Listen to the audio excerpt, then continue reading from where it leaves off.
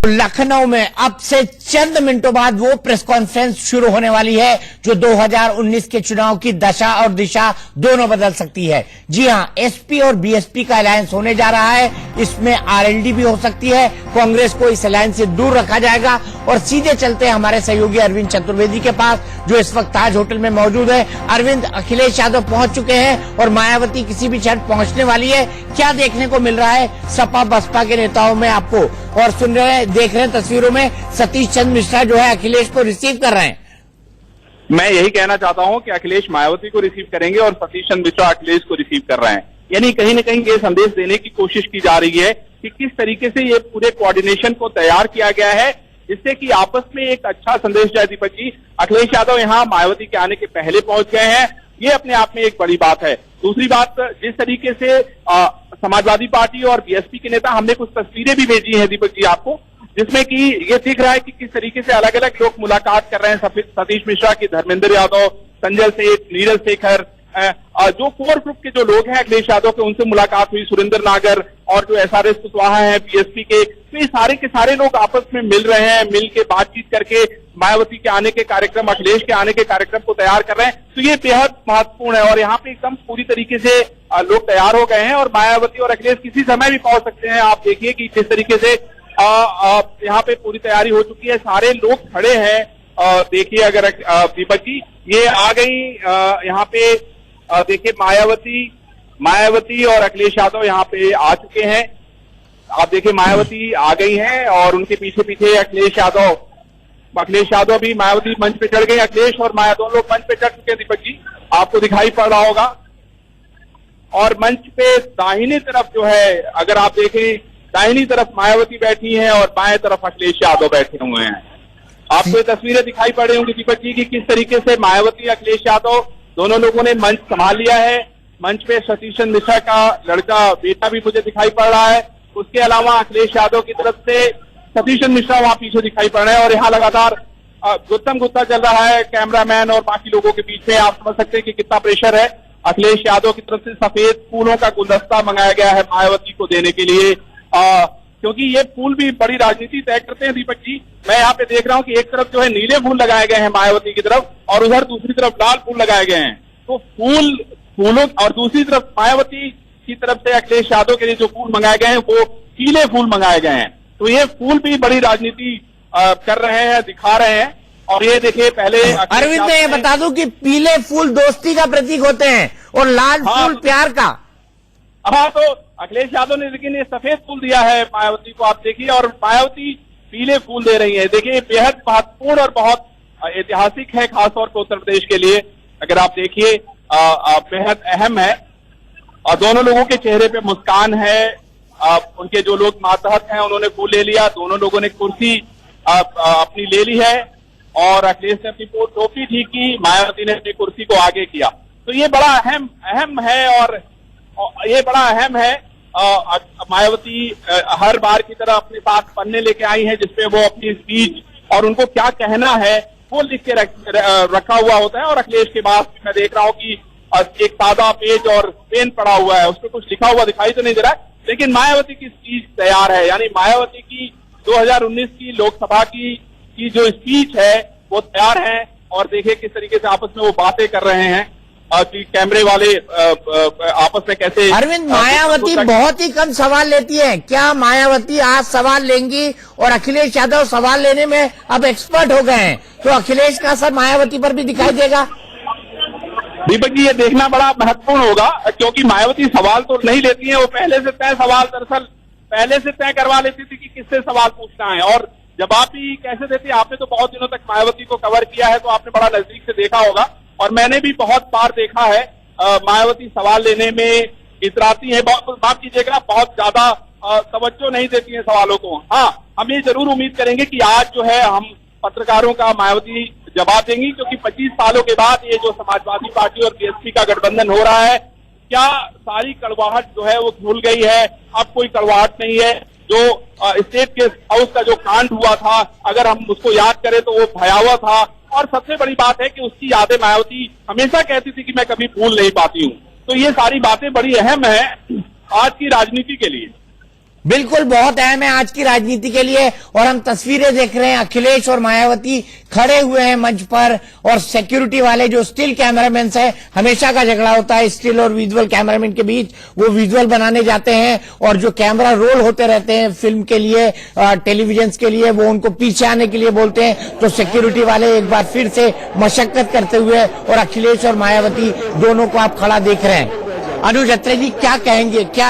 क्या आपको 2019 की तस्वीर साफ दिखाई दे रही है? अभी भी कुछ धुंधला धुंधला है? नहीं, देखिए इससे स्पष्ट है, और ये एक उत्तर प्रदेश की राजनीति में बहुत बड़ा फेरबदल, ये आज का ये जो प्रेस वार्ता से जो गठबंधन का जो घोषणा होगी, उससे बहुत बड़ा फेरबदल होगा 2014 के चुनाव के नतीजे में। निश्चित तौर पे ये सपा और बसपा का जो गठबंधन है, ये काफी नतीजे प्रभावित करेगा। और जो रुझान हमें देखने को मिले हैं, कि जो झलक दिखी है अभी पीछे जो 3 लोकसभा के चुनाव हुए हैं, कि जिसमें बसपा ने सपा को समर्थन दिया है, तो उसके नतीजे इनके एक तरफा इनके पक्ष में आए हैं। तो ये कहना, मुझे नहीं लगता कि किसी भी को भी गलत फहमी में रहना पड़ेगा। भारतीय जनता पार्टी चाहे कितनी भी बड़ी बड़ी बातें करे, चाहे अमित शाह जी कल अपने अधिवेशन में कहें कि हम 73 के 74 होंगे, 72 नहीं होंगे, लेकिन अंदर से उनको भी मालूम है वास्तविकता कि अगर ये 73 के 37 भी अगर उलट भी लेकर के आ गए, तो भी भारतीय जनता पार्टी के लिए एक बहुत बड़ी जीत होगी मौजूदा दौर में। क्योंकि 2 कारण है। अब तो एक देखिए 5 साल बीत चुके हैं इनके, एंटी इनकम्बेंसी इनके खिलाफ चलेगी। दूसरा, ये पिछले भी चुनाव में जो है देखा था, सारे दल अलग अलग चुनाव लड़े थे, चाहे कांग्रेस हो, चाहे सपा हो, चाहे बसपा हो, चाहे और भी जितने दल हो, तो उसका फायदा जो है भारतीय जनता पार्टी को मिला था कि वोटों का बंटवारा हुआ था। लेकिन देखा है कि ये सपा और कांग्रेस तो एक साथ आने से तो जरूर उनको आपस में फायदा नहीं हुआ, न कांग्रेस से सपा को फायदा हुआ, न सपा का वोट कांग्रेस के लिए ट्रांसफर हुआ। तो ये 2017 में जो ये यूपी का जो साथ दिखाई दिया था, वो तो नाकाम सिद्ध हुआ, जनता ने उसको जो है नकार दिया। लेकिन सपा और बसपा के गठबंधन को इन्होंने जो आपस में, चाहे अभी अघोषित गठबंधन हुआ, चाहे बसपा ये कहा जाता है कि जो ये बाईपोल चुनाव नहीं लड़ती, लेकिन उन्होंने अपना जो है मूक समर्थन, उनको पर्दे के पीछे से समर्थन दिया था, जिसका फायदा समाजवादी पार्टी को दिखा, और उसी से उत्साहित होकर इन्होंने आज गठबंधन का इनका जो है हम देख रहे हैं कि एक बिल्कुल आज अमृत रूप देखने को। और सबसे बड़ी बात, उन्होंने कांग्रेस को बाहर रखा है। आरजेडी इस अलायंस में, पीस पार्टी इस अलायंस में हो सकती है, निषाद पार्टी इस अलायंस में हो सकती है, और एसपी बीएसपी की औपचारिक घोषणा आप देख ही रहे हैं। दोनों मंच पर एक साथ पहुंच चुके हैं। अखिलेश और मायावती दोनों मंच पर एक साथ हैं, और ये डील अब सील हो गई है 2019 के लिए। लिहाजा भारतीय जनता पार्टी के माथे पर कुछ न कुछ बल तो जरूर आए होंगे, पसीना भी आया होगा, और उनको इन दोनों से लड़ने के लिए उत्तर प्रदेश में एक नई स्ट्रैटेजी तैयार करनी पड़ेगी। तो आइए सुनते हैं मायावती इस प्रेस कॉन्फ्रेंस में क्या कह रही हैं।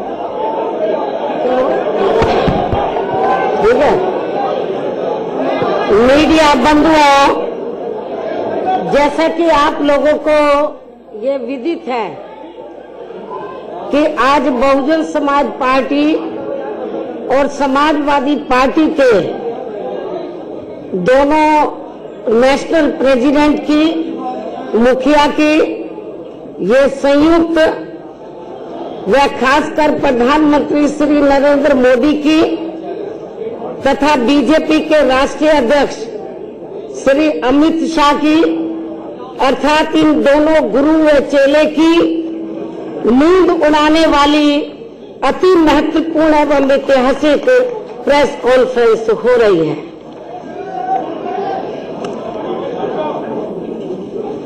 हालांकि इसकी वास्तव में पृष्ठभूमि ये है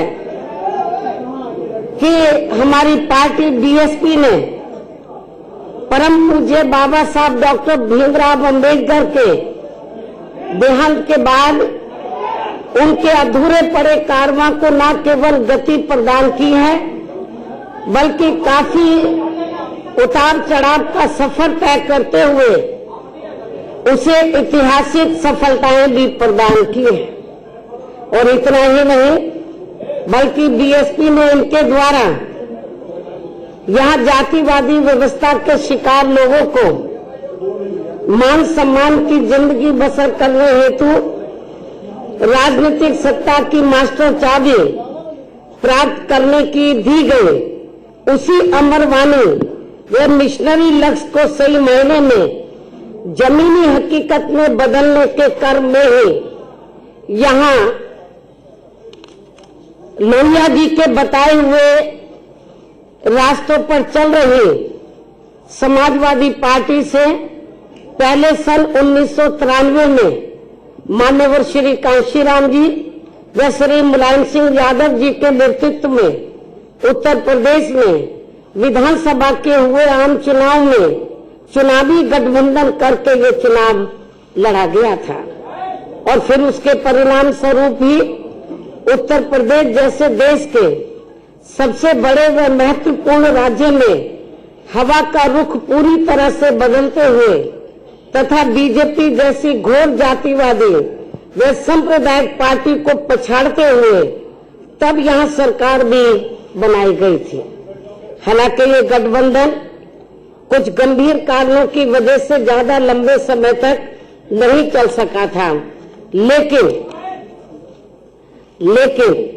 अब देश व जनहित को उन कारणों में से खासकर 2 जून 1995 के घटित हुए लखनऊ गेस्ट हाउस कांड से भी ऊपर रखते हुए, यानी कि देश व जनहित को इस कांड से भी ऊपर रखते हुए एक बार फिर हमने यहाँ देश में लगभग उसी प्रकार की दूषित राजनीतिक व सांप्रदायिकता के माहौल के मद्देनजर रखते हुए आपस में चुनावी समझौता करने का फैसला लिया है। और ये भी सर्वविदित है कि जैसे उस समय सन 1990 के आसपास बीजेपी की घोर जातिवादी, संकीर्ण, सांप्रदायिक व अयोध्या मामले को लेकर धार्मिक उन्माद एवं हिंसा आदि के जहरीले माहौल के काले साए के कारण आम जनजीवन जिस प्रकार से प्रभावित था, तो उससे देश की आम जनता बुरी तरह से त्रस्त व त्राही कर रही थी। तो ठीक उसी प्रकार से आज भी उत्तर प्रदेश सहित पूरे देश की लगभग 125 करोड़ आम जनता बीजेपी की केंद्र व राज्य सरकारों की खासकर घोर चुनावी वायदा खिलाफी करने के साथ साथ इनकी गरीब, मजदूर, किसान, बेरोजगार व व्यापारी आदि विरोधी नीतियों तथा इनके अहंकारी एवं तानाशाही वाले रवैये से अत्यंत ही परेशान व दुखी हैं। तो ऐसे हालातों में एक बार फिर से बीएसपी व सपा ने व्यापक जनहित व देश हित को ध्यान में रखकर खासकर उत्तर प्रदेश में एकजुट होने की काफी जरूरत महसूस की है और इस संबंध में सर्व समाज की आम जन भावनाओं का पूरा कदर करते हुए तथा इनको पूरा आदर सम्मान देते हुए देश में लोकसभा के शीघ्र ही होने वाले आम चुनाव में पूरे जन संतोष वाला चुनावी गठबंधन करके ये चुनाव लड़ने का फैसला किया है और जिसकी आज ही घोषणा भी कर दी जाएगी, जो निश्चित तौर पर ये इस नए वर्ष सन 2019 में एक प्रकार से नए राजनीतिक क्रांति का संदेश ही माना जाएगा तथा जो देश के संविधान को उसके सही व असली जनहितैषी एवं कल्याणकारी मार्ग पर चलने का रास्ता ही मुकर्रर करेगा। और ऐसे में अब बीएसपी व सपा के बने इस गठबंधन से समाज व देश को बहुत उम्मीदें भी जग गई हैं, क्योंकि यह चुनाव जीतने के लिए केवल 2 पार्टियों का ये एकजुट होना मात्र नहीं है, बल्कि ये समाज के अधिकांश आबादी का प्रतिनिधित्व करने वाले सर्व समाज के खासकर गरीबों, मजदूरों, किसानों, छोटे व मझोले व्यापारियों, युवाओं, बेरोजगारों, महिलाओं वे अन्य मेहनत कश आम जनता के साथ साथ दलितों, शोषितों, पिछड़ों, मुस्लिम वे अन्य धार्मिक अल्पसंख्यकों के हितों की रक्षा एवं इनका प्रतिनिधित्व करने वाली एक शक्ति भी है, जो आगे चलकर देश के बेहतर कल को बनाने वाली सामाजिक परिवर्तन एवं आर्थिक मुक्ति के मिशनरी लक्ष्य की प्राप्ति का एक खास सामाजिक एवं आर्थिक क्रांति का आंदोलन भी बन सकता है। इसके साथ ही वैसे आपको ये भी मालूम है कि देश में पिछले लोकसभा और उसके बाद उत्तर प्रदेश में विधानसभा के हुए आम चुनाव में भी बीजेपी ने जिस प्रकार से केंद्र व उत्तर प्रदेश में यहाँ बेईमानी से अपनी सरकार बनाई है और जिनकी गलत नीतियों व गलत कार्य प्रणाली आदि से जनता आज बहुत ज्यादा दुखी है, जिसे अति गंभीरता से लेते हुए फिर ऐसी जन विरोधी पार्टी को आगे सत्ता में आने से रोकने के लिए हमने पहले ही यहाँ उत्तर प्रदेश में कुछ लोकसभा व विधानसभा की सीटों पर हुए उपचुनाव में इनके अधिकांश उम्मीदवारों को हरा के इसकी शुरुआत भी कर दी है।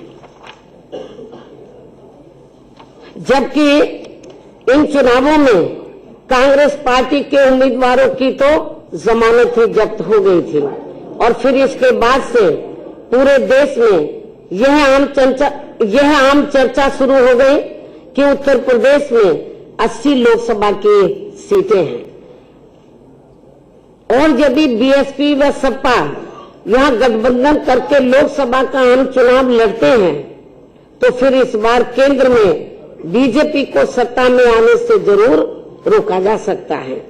और वैसे भी इनके चुनावी वायदा खिलाफी, कुशासन व गलत नीतियों एवं जातिवादी, संकीर्ण, द्वेषपूर्ण, सांप्रदायिक व पूंजीवादी तथा अहंकारी व तानाशाही वाले रवैये एवं कार्य प्रणाली से अब पूरे देश में गरीब, मजदूर, किसान, व्यापारी वे अन्य मेहनतकश लोगों के साथ साथ खासकर दलित, आदिवासी, पिछड़ा वर्ग, मुस्लिम वे अन्य धार्मिक अल्पसंख्यक समाज के भी लोग अपनी विभिन्न समस्याओं को लेकर अभी तक भी हमें काफी ज्यादा दुखी व चिंतित ही नजर आते हैं। इसके साथ ही इनके बिना पूरी तैयारी के विशेषकर नोटबंदी व जीएसटी के लिए गए फैसले से तो इनकी कमर और भी ज्यादा तोड़कर रख दी गई है, जिन्हें खास ध्यान में रखकर ही वह इन लोगों के हितों को प्राथमिकता देते हुए अर्थात इनके हितों में लखनऊ गेस्ट हाउस कांड को भी किनारे करके फिर हमने आबादी व लोकसभा की सीटों के हिसाब से भी देश के सबसे बड़े प्रदेश उत्तर प्रदेश में यहाँ लोकसभा का आम चुनाव गठबंधन करके लड़ने का ही फैसला लिया है, ताकि इस बार बीजेपी एंड कंपनी के लोगों को किसी भी कीमत पर केंद्र की सत्ता में आने से या विशेषकर उत्तर प्रदेश से ही रोका जा सके। और वैसे भी हमें ये पूरा भरोसा है कि जिस प्रकार से हमने अर्थात बीएसपी व सपा ने मिलकर अभी तक यह लोकसभा व विधानसभा के हुए सभी उपचुनावों में बीजेपी के अधिकांश उम्मीदवारों को बुरी तरह से हराया है, तो फिर ये बीएसपी व सपा का बना गठबंधन देश में जल्दी ही होने वाले लोकसभा आम चुनाव में भी खासकर यहाँ उत्तर प्रदेश से बीजेपी के उम्मीदवारों को अब किसी भी कीमत पर कामयाब नहीं होने देगा, जिसकी हमें पूरी उम्मीद भी है। लेकिन अब यहाँ आप लोग हमसे ये भी जरूर जानना चाहेंगे कि हमने इस बने गठबंधन में कांग्रेस पार्टी को शामिल क्यों नहीं किया है। मैं जरूरी बातें आप लोगों के सामने रखना चाहूंगी ताकि आपको सवाल पूछने के लिए कोई तकलीफ ना उठानी पड़े। लेकिन अब यहाँ आप लोग हमसे ये भी जरूर जानना चाहेंगे कि हमने इस बने गठबंधन में कांग्रेस पार्टी को शामिल क्यों नहीं किया है, जबकि इस संबंध में आप लोगों को भी ये मालूम है कि आजादी के बाद काफी लंबी अवधि तक केंद्र व उत्तर प्रदेश सहित देश के अधिकांश राज्यों में भी ज्यादातर यह कांग्रेस पार्टी ने ही एक सत्र राज किया है, जिसमें विशेषकर कमजोर वर्गों के साथ साथ गरीब, मजदूर, किसान, व्यापारी एवं अन्य विभिन्न क्षेत्रों में लगे मेहनतकश लोग आदि ये सभी काफी ज्यादा परेशान रहे हैं। और इनके शासनकाल में देश में गरीबी, बेरोजगारी व भ्रष्टाचार आदि भी काफी ज्यादा बढ़ा है, जिसकी वजह से ही फिर यहाँ बीएसपी व सपा सहित अनेकों और भी राजनीतिक पार्टियों का गठन हुआ, ताकि उन लोगों को इस पार्टी के कुशासन व मनमानी वाले राज से कुछ हद तक मुक्ति मिल सके। ऐसी स्थिति में केंद्र व राज्यों में चाहे सत्ता यहाँ कांग्रेस पार्टी या बीजेपी एंड कंपनी के लोगों के हाथों में आए तो भी बात एक ही है, अर्थात इन सबकी नीतियां, सोच व कार्यशैली आदि अभी तक भी हमें लगभग एक जैसी अधिकांश नजर आती है।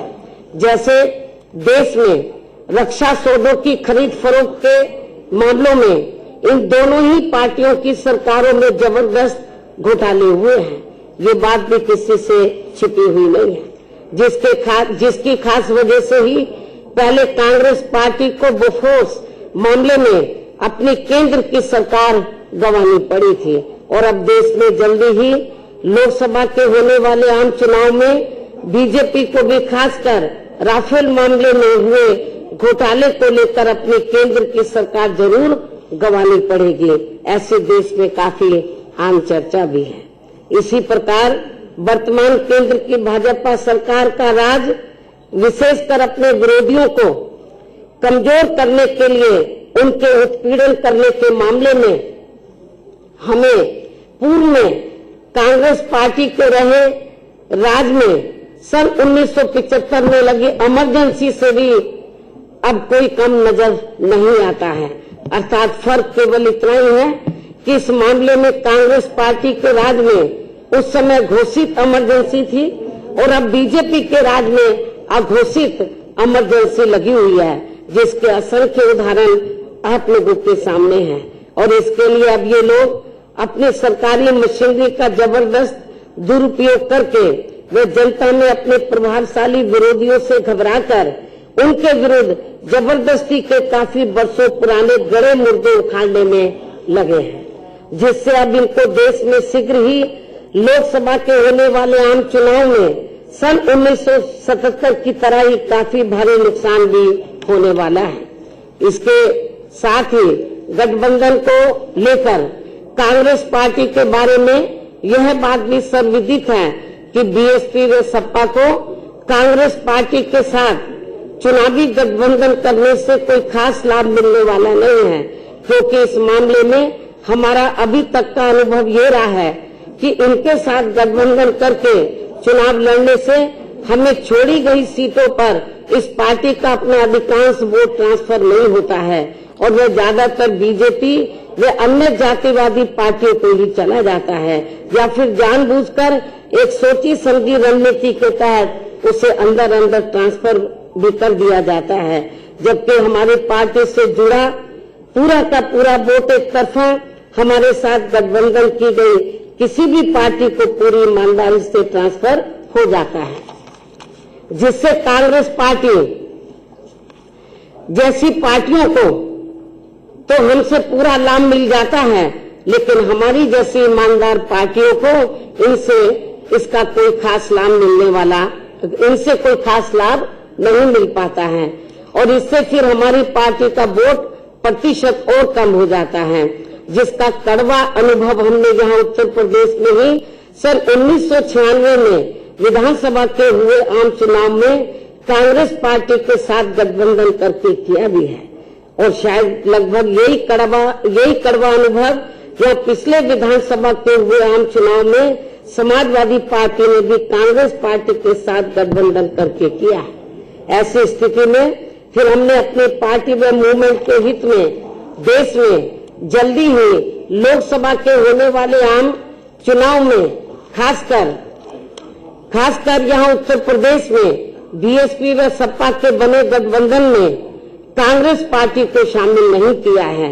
हालांकि अब हमारी पार्टी ने पूरे देश में ये फैसला लिया है कि हमारी पार्टी अब आगे कांग्रेस पार्टी की तरह ऐसी अन्य और किसी भी पार्टी के साथ गठबंधन करके कोई चुनाव नहीं लड़ेगी, जिससे हमारी पार्टी को खुद ही राजनीतिक नुकसान पहुंच जाए, यानी कि उसका वोट हमें ट्रांसफर न हो सके। लेकिन इस मामले में अभी तक अच्छी बात ये रही है कि उत्तर प्रदेश में बीएसपी व सपा का पूर्व में विधानसभा चुनाव के लिए हुआ गठबंधन का पिछला रहा अनुभव दोनों ही पार्टियों के लिए काफी कारगर साबित हुआ है। अर्थात दोनों ही पार्टियों का वोट एक दूसरे के उम्मीदवारों को पूरी ईमानदारी से ट्रांसफर हुआ है, जिसकी वजह से अब हमें यहाँ लोकसभा के होने वाले आम चुनाव में बीएसपी व सपा का गठबंधन करके ये चुनाव लड़ने में कोई भी परहेज नहीं है। और अब हमें पूरा भरोसा है कि यहाँ बीएसपी व सपा का बना ये गठबंधन इस बार केंद्र में बीजेपी को किसी भी कीमत पर सत्ता में हासिल नहीं होने देगा और इनको इस बार हर हालत में यहाँ उत्तर प्रदेश से ही रोक देगा, बशर्ते यदि इस पार्टी ने पूर्व की तरह यहाँ वोटिंग मशीनों में कोई गड़बड़ी नहीं की तथा न ही इन्होंने खासकर राम मंदिर निर्माण के नाम पर यहाँ की जनता की धार्मिक भावनाओं के साथ कोई खिलवाड़ आदि किया। इन्हीं जरूरी बातों के साथ ही अब मैं उत्तर प्रदेश में बीएसपी व सपा के बने इस गठबंधन के संदर्भ में ये कहना चाहूंगी कि उत्तर प्रदेश में इन दोनों पार्टियों का यहाँ लोकसभा चुनाव में एक साथ मिलकर चुनाव लड़ने का हमारा ये गठबंधन फाइनल हो चुका है और इसके लिए हमने दिनांक 4 जनवरी को दिल्ली में इकट्ठा बैठकर यह काफी गहन सोच विचार करके प्रदेश की सभी 80 लोकसभा की सीटों का फाइनल बंटवारा भी कर लिया है और इसके बाद हमें ऐसा भी लगता है कि इसकी भनक पड़ते ही उसी दिन फिर बीजेपी ने घबराकर अपनी पूर्व की गई तैयारी के मुताबिक हमारे बने इस गठबंधन को कमजोर करने व तोड़ने के लिए एक सोची समझी रणनीति व साजिश के तहत सपा के अध्यक्ष श्री अखिलेश यादव का नाम जानबूझकर खनन मामले से जोड़कर व इनकी छवि को धूमिल करने के लिए मीडिया आदि में बड़े पैमाने पर उछाल दिया, जिसकी हमारी पार्टी कड़े शब्दों में निंदा करती है और ऐसे में हमारी पार्टी पूरे तौर से हर स्तर पर इनके साथ खड़ी है, जबकि इस पार्टी को अर्थात बीजेपी को ये मालूम होना चाहिए कि इनकी इस घिनौनी हरकत से अब बीएसपी व सपा के बने इस गठबंधन को और भी ज्यादा मजबूती मिल जाएगी और अब इससे इनका श्री शिवपाल यादव पर पानी की तरह बहाया गया पैसा भी जरूर ही बेकार चला जाएगा। और अब मैं आप लोगों को ये बताना चाहती हूँ कि इस बने गठबंधन में किस पार्टी के पास कितनी सीटें रहेंगी, तो ये सभी दिनांक 4 जनवरी को दिल्ली में ही फाइनल कर लिया गया है, जिसकी संक्षेप में जानकारी इस प्रकार से है। उत्तर प्रदेश में कुल 80 लोकसभा की सीटें हैं, जिसमें से बीएसपी 38 लोकसभा की सीटों पर और एसपी 38 लोकसभा की सीटों पर मिलकर ये चुनाव लड़ेगी और 2 लोकसभा की सीटें हमने अभी 1-2 और पार्टियों के लिए छोड़ दी है। इनके अलावा 2 शेष बची सीटें अर्थात अमेठी व रायबरेली, ये दोनों लोकसभा की सीटें हमने कांग्रेस पार्टी के साथ बिना कोई गठबंधन किए हुए ही इस पार्टी के लिए छोड़ दिए हैं, ताकि बीजेपी के लोग इन दोनों सीटों पर कांग्रेस पार्टी की संरक्षक व इनके अध्यक्ष को भी यही उलझाकर न रख सके। इसके साथ साथ बंटवारे में कौन कौन सी सीटें बीएसपी व सपा आदि के पास रहेंगी, तो इसका भी लगभग तय ही हो चुका है, जिसकी सीटवार पूरी जानकारी आपको बहुत जल्दी ही प्रेस नोट के जरिए दे दी जाएगी। और अब मैं अंत में बीएसपी व सपा के सभी छोटे बड़े पदाधिकारियों, नेताओं व कार्यकर्ताओं से मीडिया के माध्यम से ये भी पुरजोर अपील करती हूँ कि वे इस चुनाव में पर्दे के पीछे से बीजेपी द्वारा चलाई जा रही श्री शिवपाल यादव की पार्टी को तथा कुछ अन्य और स्वार्थी किस्म के लोगों को भी मैनेज करके वे उन्हें आगे करके खासकर यहाँ दलितों, पिछड़ों व मुस्लिम समाज आदि के नाम पर बनवाई गई पार्टियों एवं इनके संगठनों के द्वारा भी षड्यंत्र के तहत अपने यार दोस्त, जाति बिरादरी व रिश्ते नातों आदि के चक्कर में पड़कर इन्हें देकर खराब नहीं करेंगे तथा अपने बने इस पवित्र व सामाजिक भाईचारे पर आधारित इस गठबंधन को कतई भी नुकसान नहीं पहुंचाएंगे। अर्थात इन दोनों पार्टियों के सर्व समाज से जुड़े लोगों को देश व जनहित में इन स्वार्थी व बिकी हुई पार्टियों के चक्कर में न पड़कर इन्हें केवल अपने गठबंधन द्वारा खड़े किए गए उम्मीदवारों को ही कामयाब बनाने का संभव पूरा प्रयास करना चाहिए। तभी फिर सही मायने में हमारा यह अपने संतों, गुरुओं व महापुरुषों आदि का मानवतावादी सोच पर आधारित इनका सर्वजन हिताय व सर्वजन सुखाय का सही सपना जरूर साकार हो सकता है। इस उम्मीद के साथ ही अब मैं आप सभी लोगों को भी नव वर्ष सन 2019 की अपनी हार्दिक बधाई देती हूँ व उनके उज्जवल भविष्य की भी कामना करती हूँ। और अब सपा के अध्यक्ष श्री अखिलेश यादव भी इस बने गठबंधन के संबंध में अपनी बात आप लोगों के सामने रखेंगे। धन्यवाद। मैं सबसे पहले आदरणीय मायावती जी का बहुत बहुत धन्यवाद देना चाहता हूं। साथ ही साथ बहुजन समाज पार्टी और समाजवादी पार्टी का जो गठबंधन आपने स्वीकार किया है उसके लिए भी मैं बहुत बहुत बधाई और मुबारकबाद देता हूं। भाजपा शासन के पिछले 5 सालों में पूरे देश में गरीबों, मजदूरों, किसानों, छोटे उद्योगों, दुकानदारों, नौजवानों, दलित, पिछड़ों, महिलाओं और यहां तक कि बच्चियों पर जितना अन्याय और अत्याचार हुआ है उसकी कल्पना करना भी मुश्किल है। भगवान राम और भगवान कृष्ण की जन्मभूमि उत्तर प्रदेश में तो भाजपा की सरकार ने इतना अत्याचार किया है कि स्वयं भगवान भी असहनीय पीड़ा हुई होगी। केंद्र और उत्तर प्रदेश की भाजपा सरकार ने देश और समाज को एक सूत्र में बांधने की बजाय समाज में नफरत का वातावरण बनाया है।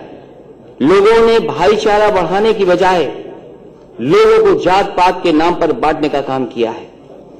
भाजपा की उत्तर प्रदेश सरकार ने तो उत्तर प्रदेश को जातीय प्रदेश ही बनाकर रख दिया है। उत्तर प्रदेश में जात और धर्म को देखकर बेकसूर लोगों के एनकाउंटर किए जा रहे हैं। अस्पताल में इलाज शुरू करने से पहले मरीजों की जात पूछी जा रही है। थानों में रिपोर्ट लिखने से पहले फरियादी की जात पूछी जा रही है। यहां तक कि दुर्घटना में घायल व्यक्ति को सहायता देने से पहले भी उसकी जाति पूछी जा रही है। और अब तो स्थिति यहां तक आ गई है कि भाजपा के नेताओं ने भगवानों को भी जातियों में बांटना शुरू कर दिया है। अपनी नाकामियां, अपनी विफलताओं और असली मुद्दों से जनता का ध्यान हटाने के लिए भाजपा द्वारा देश और प्रदेश में धार्मिक उन्माद फैलाकर भय और आतंक का वातावरण बनाया जा रहा है। गरीबों की बहु बेटियों की इज्जत को सरेआम बेआबरू किया जा रहा है। उचित इलाज न मिलने के कारण गरीबों के हजारों बच्चे रोजाना सरकारी अस्पतालों में मारे जा रहे हैं। खाना न मिलने का कारण करोड़ों लोग रात को भूखा सोने पर मजबूर हैं। पूरे देश में अराजकता का वातावरण है। अन्याय और अत्याचार के कारण शरीफ लोगों का जीना मुश्किल हो रहा है। केंद्र सरकार की गलत नीतियों के कारण गरीब किसान हर रोज आत्महत्या कर रहे हैं। देश के नौजवान भाजपा के झूठे वादों से आहत और निराश होकर के बेरोजगारी के कारण आत्महत्या कर रहे हैं। देश और समाज के इन सुलगते मुद्दों से बेखबर भाजपा सरकार बड़े बड़े उद्योगपतियों को खुश करने के लिए उनके बड़े बड़े लोन माफ कर रही है। इतना ही नहीं, हीरे के उद्योगपतियों की सुविधा के लिए अहमदाबाद से मुंबई के बीच बुलेट ट्रेन को जल्द से जल्द चालू करने के प्रयास किए जा रहे हैं। मेरी आवाज अगर भाजपा के नेताओं तक पहुंच रही हो तो वो सुन लें। धर्म की आड़ में देश और समाज में नफरत का जहर घोलने वाली भाजपा की कूटनीति का विनाश करने के लिए और भाजपा के अत्याचारों से आम जनता को मुक्ति दिलाने के लिए समाजवादी पार्टी और बहुजन समाज पार्टी ने एकजुट होने का निर्णय लिया है। आगामी लोकसभा चुनाव में उत्तर प्रदेश की सीटों पर समाजवादी पार्टी और बहुजन समाज पार्टी मिलकर के उत्तर प्रदेश से भाजपा का सफाया करेंगे। भाजपा और भाजपा के नेता ये बात भी अच्छी तरह से समझ लें कि बहुजन समाज पार्टी और समाजवादी पार्टी का केवल चुनावी गठबंधन नहीं है, बल्कि भाजपा द्वारा किए जा रहे अन्याय और अत्याचार का अंत भी है।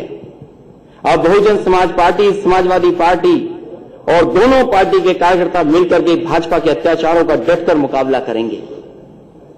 मेरे अंतर्मन में बहुजन समाज पार्टी और समाजवादी पार्टी के गठबंधन की नींव उसी दिन से बैठ गई थी जिस दिन से सत्ता के नशे में चूर भाजपा के नेताओं ने आदरणीय मायावती जी पर अशोभनीय टिप्पणियों करने का सिलसिला शुरू किया था और भाजपा ने अपने उन संस्कारहीन नेताओं को दंडित करने की बजाय उन्हें बड़े बड़े मंत्रालय देकर उनके हौसले बढ़ाए थे। अपने मन में मैं बहुजन समाज पार्टी और समाजवादी पार्टी के गठबंधन पर उस दिन अंतिम मोहर लगा दी थी जिस दिन राज्यसभा के लिए बहुजन समाज पार्टी और समाजवादी पार्टी के संयुक्त उम्मीदवार श्री भीमराव अंबेडकर जी को छल, कपट, धोखे और विश्वासघात से हराकर भाजपा के नेताओं ने खुशियां मनाई थी। भाजपा के अहंकार का विनाश करने के लिए बहुजन समाज पार्टी और समाजवादी पार्टी का मिलना बहुत जरूरी था।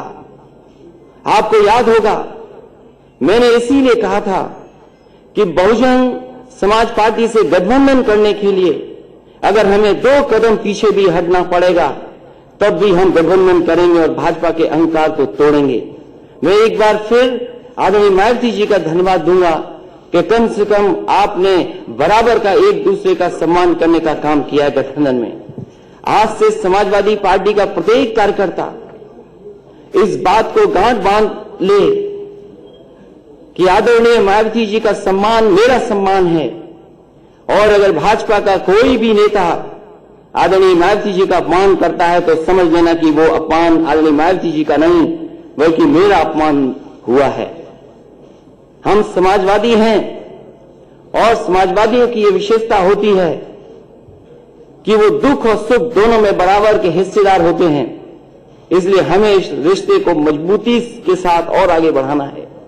बहुजन समाज पार्टी और समाजवादी पार्टी के गठबंधन से घबराकर अपनी आदत के अनुसार भाजपा तरह तरह के षड्यंत्र रच सकती है, गलतफहमी पैदा करके हमारे कार्यकर्ताओं के बीच नफरत का वातावरण बना सकती है। भाजपा द्वारा दंगा फसाद कराने का प्रयास भी किया जा सकता है, परंतु हमें संयम और धैर्य से काम लेना है। हमें भाजपा की हर साजिश को नाकाम करना है और आपसी भाईचारे को मजबूत करना है। मैं आदरणीय मायावती जी का द्वारा देश हित में लिए गए उनके ऐतिहासिक निर्णय का एक बार फिर स्वागत करता हूं और मैं विश्वास दिलाता हूं कि अब भाजपा के अत्याचारी शासन का विनाश निश्चित है। मैं इस बात का भी विश्वास दिलाता हूं कि समय के साथ समाजवादी पार्टी और बहुजन समाज पार्टी के संबंध और भी अधिक मजबूत होंगे। इन्हीं शब्दों के साथ मैं एक बार फिर आप सभी पत्रकार साथियों का स्वागत करता हूं और बधाई देता हूं। इस गठबंधन के लिए आदरणीय मायावती जी का एक बार फिर बधाई और बहुत बहुत धन्यवाद। अब मैं आप सबको सवालों के लिए आमंत्रित करता हूं। सबसे पहला सवाल पंकज झा, एबीपी न्यूज। ये Pankaj Jha, ABP news, mic पहुंचाएं। Pankaj Jha, ABP news.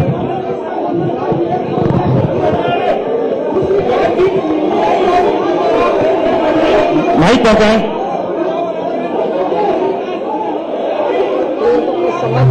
सांस्कृतिक धरोहर के रूप में कुंभ को मान्यता दी तो कुंभ का शुभारंभ आदरणीय प्रधानमंत्री जी के द्वारा गंगा पूजा से प्रारंभ करने के साथ ही आदरणीय प्रधानमंत्री जी के द्वारा वहां पर 71 देशों के राजदूतों ने कुंभ मेले में अपने अपने देशों की ध्वजा पताका को पहना करके वैश्विक मान्यता तो दी ही है।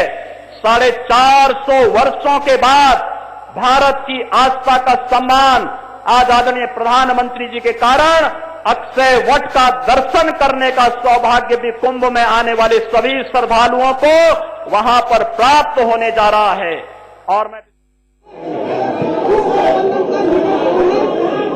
बहन जी, आपसे सवाल है। आपको इस गठबंधन के दोनों नेता नजर नहीं आ रहे? बैठे तो हैं। बहन जी, ये सवाल आपसे है। आपको नजर नहीं आ रहा है? बहन जी, एक बात बताइए कि जो लोकसभा चुनाव में, अभी तो चुनाव हुआ नहीं है, जब चुनाव हो जाएगा रिजल्ट आ जाएगा, इसका जवाब दे दिया जाएगा।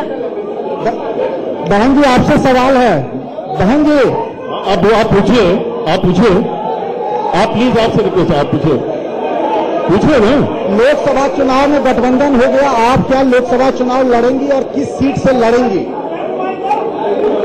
आप चुनाव लड़ेंगी तो किस सीट से लड़ेंगी? आप पूछिए, इधर माइक दे दीजिए। इसके बारे में भी आप लोगों को जानकारी मिल जाएगी समय आने पर। अगर कोई प्रश्न और नहीं है तो फिर हम लोग रिक्वेस्ट करेंगे कि प्रेस कॉन्फ्रेंस।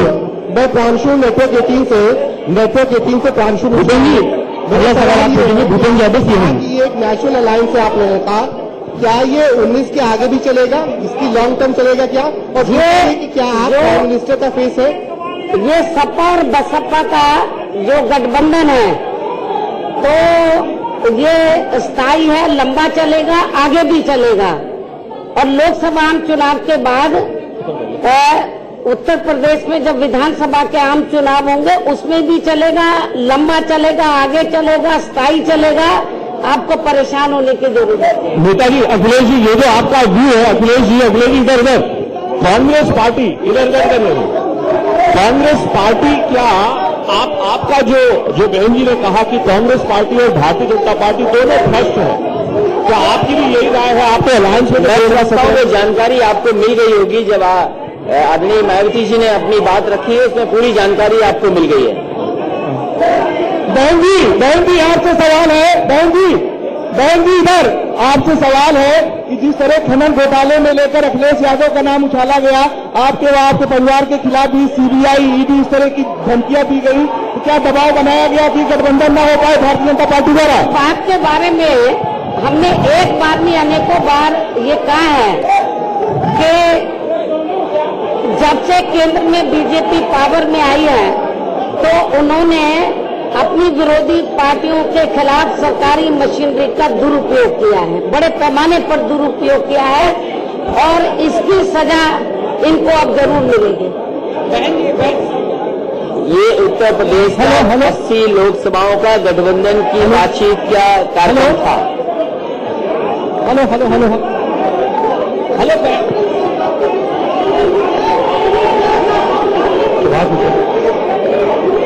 सुभाष मिश्रा जी, आप कुछ पूछना चाहते हैं? आप पूछिए, आप पूछिए। सुभाष मिश्रा जी, आप पूछिए। हेलो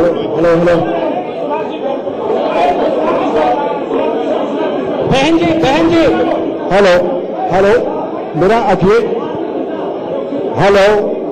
अखिलेश जी आपसे प्रश्न है कि कल रात भी आपने एक इंटरव्यू में मायावती की बहुत तारीफ की थी। हेलो हाँ जी, आवाज आ रही है? मेरा आपसे प्रश्न है कि कल एक इंटरव्यू में आपने मायावती जी की बहुत तारीफ की थी और आज भी आपने कहा कि आपसे ज्यादा अनुभवी है, 4 बार की मुख्यमंत्री हो चुकी है। क्या कोई स्थिति बनेगी कि मायावती जी को आप प्रधानमंत्री के रूप में सपोर्ट करेंगे?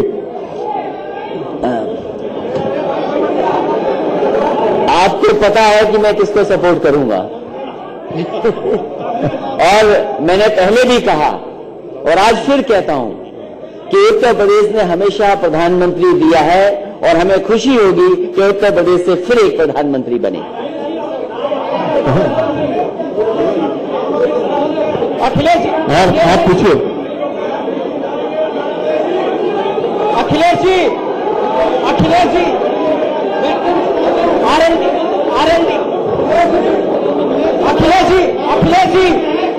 प्रधानमंत्री को आप पूछ चुके हैं तो क्या प्रश्न मिलेगा? अब आप पवन सिंह सेंगर सहारा समय से मैं ये जानना चाह रहा हूं कि चौधरी अजीत सिंह ने कहा है कि 5 सीटों का वो गठबंधन से मांगने का काम कर रहे हैं। वो आपको जानकारी मिल जाएगी, समय आने पर उस की जानकारी आपको मिल जाएगी। 4 सीट ही छोड़े हैं, नहीं, आपको सीटों की जानकारी दे दी जाएगी। मैं समझता हूं आपके सारे प्रश्नों के उत्तर मिल रहे हैं आप लोगों के पास कोई प्रश्न नहीं बचा है, इसलिए आपको धन्यवाद देते हुए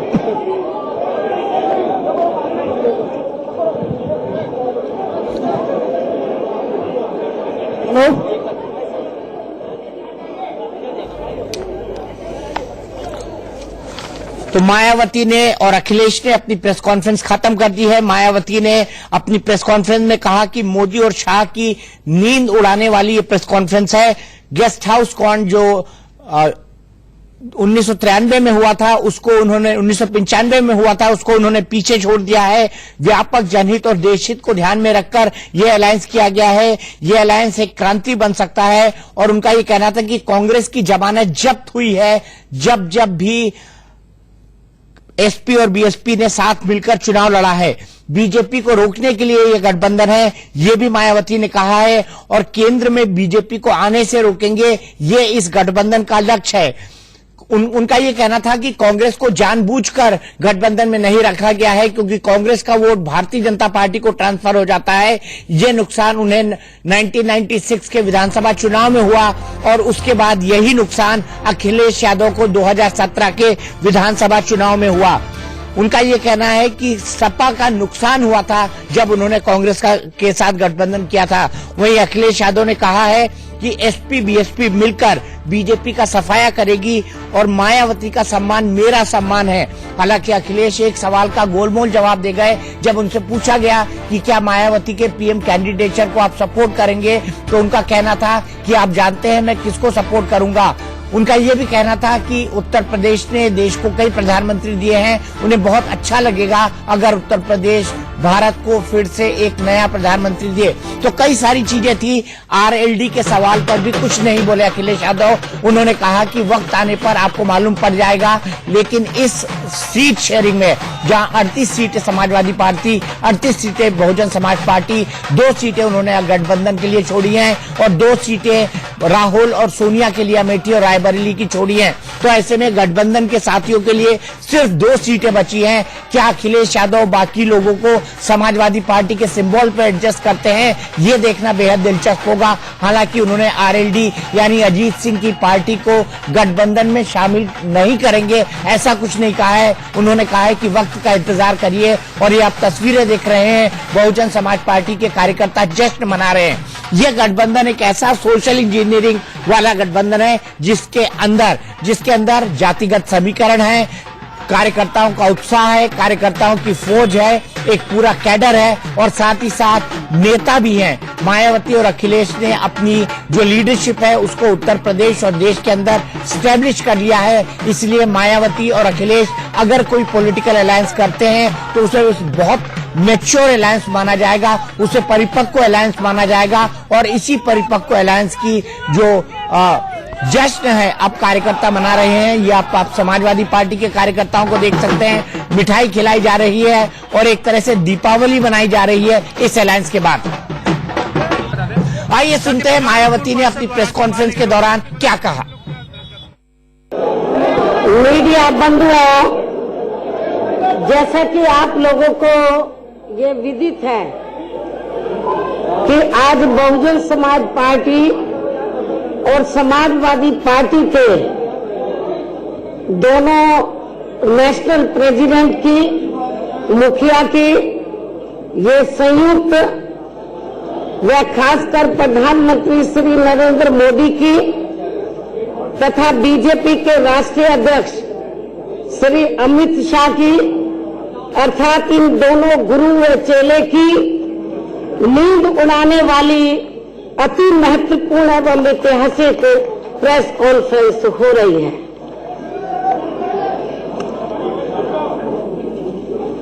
हालांकि इसकी वास्तव में पृष्ठभूमि ये है कि हमारी पार्टी बीएसपी ने परम पूज्य बाबा साहब डॉक्टर भीमराव अंबेडकर के देहांत के बाद उनके अधूरे पड़े कारवां को न केवल गति प्रदान की है बल्कि काफी उतार चढ़ाव का सफर तय करते हुए उसे ऐतिहासिक सफलताएं भी प्रदान की है। और इतना ही नहीं बल्कि बीएसपी ने उनके द्वारा यहाँ जातिवादी व्यवस्था के शिकार लोगों को मान सम्मान की जिंदगी बसर करने हेतु राजनीतिक सत्ता की मास्टर चाबी प्राप्त करने की दी गई, उसी अमरवाणी व मिशनरी लक्ष्य को सही मायने में जमीनी हकीकत में बदलने के क्रम में ही यहाँ